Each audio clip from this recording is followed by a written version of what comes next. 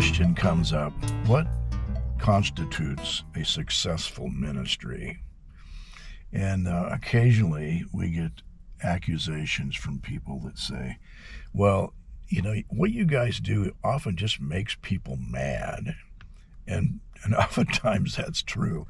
When you put a sign on the back of your vehicle and drive it around town that says God created Adam and Eve, not Adam and Steve, there's a certain part of society that's going to get a little bit upset with you.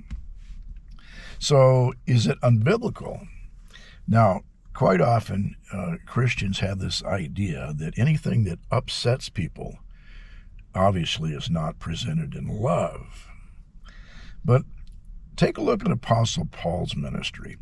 In 2 Corinthians chapter 11, verse 23, he says, and he's comparing his ministry to others, right? He says, are they ministers of Christ? I speak as a fool.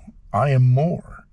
In labors more abundant, in stripes above measure, in prisons more frequently, in deaths often. From the Jews 5 times I received 40 stripes minus 1. 3 times I was beaten with rods. Once I was stoned.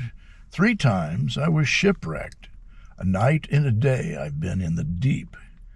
In journeys often, in perils of water, in perils of robbers, in perils of my own countrymen, that is, the Jewish folks, in perils of the Gentiles, in perils in the city, in perils in the wilderness, in perils in the sea, in perils among false brethren, in weariness and toil, in sleeplessness often, in hunger and thirst, in fasting often, in cold and nakedness.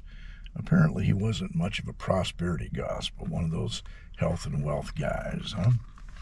Besides the other things which comes upon me daily, my deep concern for all the churches. Who is weak and I'm not weak? Who is made to stumble and I do not burn with indignation?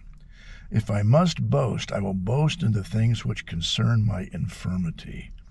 The God and Father of our Lord Jesus Christ, who is blessed forever, knows that I'm not lying.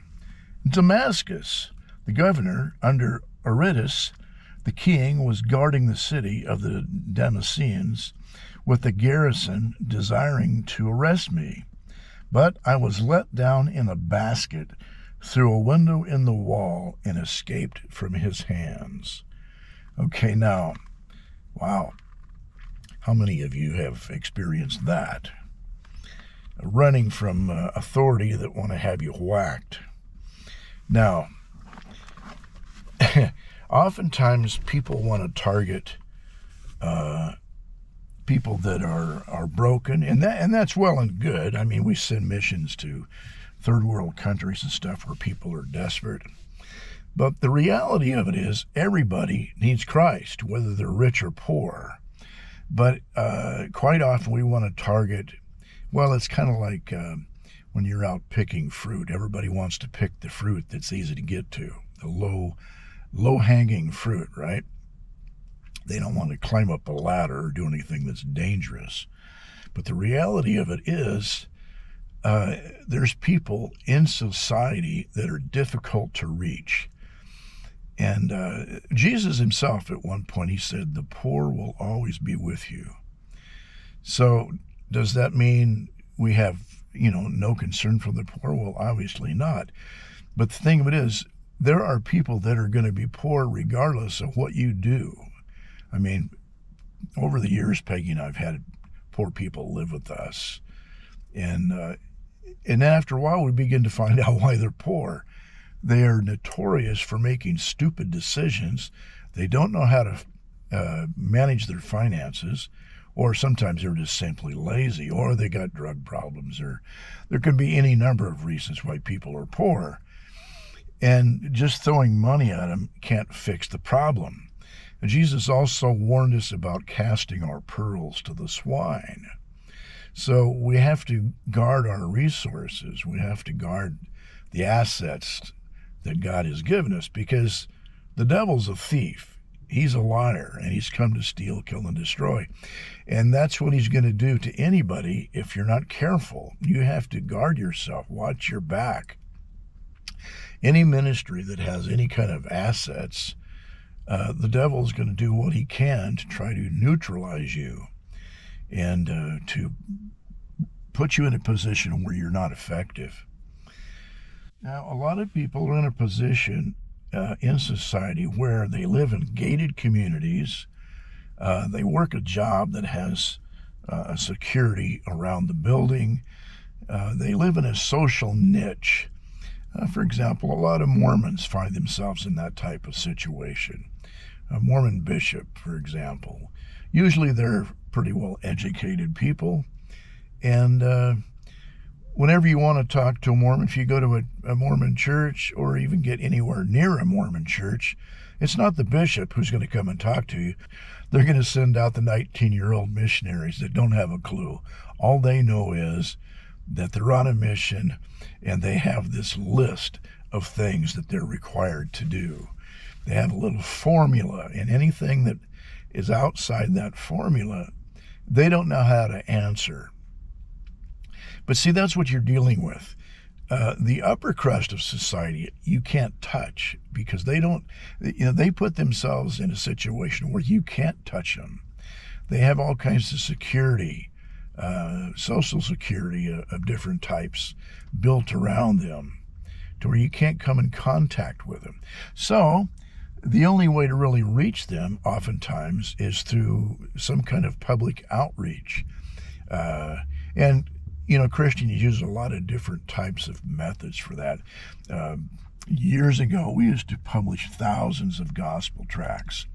And after distributing a couple thousand of them, we begin to wonder, how many people are we reaching? Is this just litter that we're passing out? Does this end up in the trash? And obviously a lot of it does end up in the trash. But then one day I get a call from Prudhoe Bay in Alaska. And this guy happened to be a Mormon, and he had read one of the tracts that somebody had taken up there. And he calls me, and he was a little upset. But to make a long story short, he came out of the Mormon church all because of a simple gospel tract.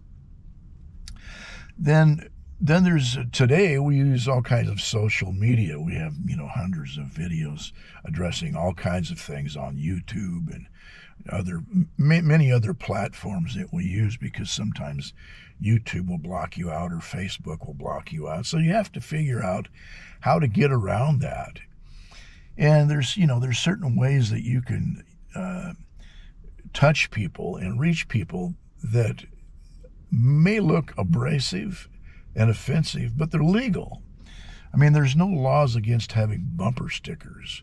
And so, if you put a sign on your vehicle, it's really no different than having a big bumper sticker. We have First Amendment rights in America, at least for now. And so you can post things addressing whatever it might be. You go to the Muslim mosque, stand out in front of the Muslim mosque with a sign, maybe a sign that says, "From the river to the sea, only Jesus can set you free." And they're going to have questions about that. Sometimes they'll come out and talk to you. Most of the time, they're pretty guarded, and their imam will encourage them not to engage because they're afraid that something's going to turn into violent interaction. And of course, they don't want to be in the news in any kind of confrontation. So, but that's what they need. They need confrontation. They're not going to come to your church, and having church meetings is all well and good, but most of the people that really need to hear the gospel, they're not going to come to your church. You're going to have to go to them.